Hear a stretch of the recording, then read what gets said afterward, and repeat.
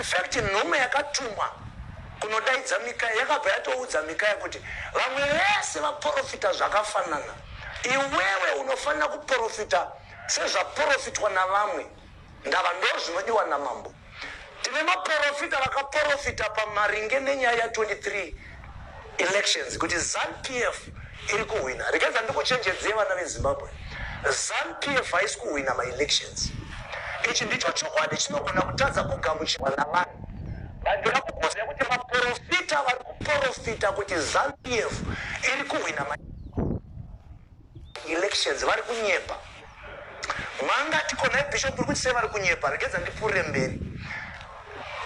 Mikaya paanouya anonzi naKing Ahab, iwewe profita.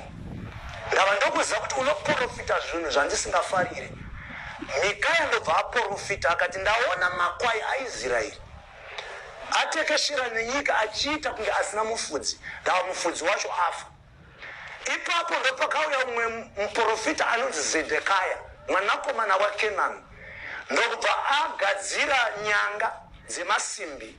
Akati mambo, sekupusha kwandiri kuita masimbi aya, nyanga idzi dzesimbi ndo zvimwe chete zvamucharova nazvo mambo waAsiria.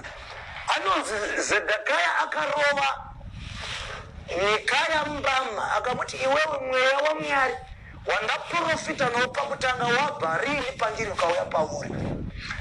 Tine maprofita vari kurasisa vana veZimbabwe. Nditeererei apa ndiri kutaura without favor or favoritism or without any fear. ZANU-PF inogona kuramba iri kuchigaro but isina kuwina ma-elections. Ari kuprofita nekuchikonzero chimwe chete chandoda kuti ndikutaurire panapa, chekuti iye ane ma-interest eZANU-PF, ane zvaada kuchengetedza kana kuprotecta kubva kuZANU-PF. Havana shoko raJehovha riri pamuromo pavo. Ndauya ndakagara panapa semuprofita anonzi Mikaya, ndichitenda kuti vanhu munogona kutadza kuzvigamuchira. Ndava Mikaya akanga ari mufudzi wemakwai achinhonga maonde ari kudondo. Ndosaka vamwe vaprofita vasina kumugamuchira. Aripo muprofita akaprofita mazuva apera anonzi Tonias Sigauke, akaprofita kuti ZANU-PF iri kuwina. Ndiri kukuudzai vana venyika yeZimbabwe, ZANU-PF haisi kuwina. Ingagone kuramba iri mupawa nekuda kwechisimba nekuti ndo zvavari, but ZANU-PF haisi kuwina ma-elections. Ndekuti ndikuchenjedzei, uri kundovhota.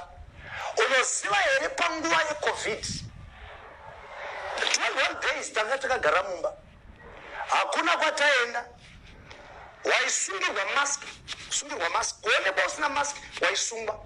Ndofunga munotenderana nendava, hapana akanga asiri mulockdown. Unozviziva here kuti hapana chakaitwa negovernment iripo izvezvi kuti upiwe mask, but izvezvi vari kupa vanhu ma-t-shirts. Dakuti ukalkulate wega mwana weZimbabwe usatondovhota, ukalkulate wega kuti pa-t-shirt panobuda mamaski mangari, ngati panobuda 10 mamaski. Mvego amai mukupiwa Zambia, handei paZambia panobuda mamaski mangari, panobuda mamaski 20 kana 30. But pawakange wakavharirwa mulockdown, hakuna akauya kuzokupa maski.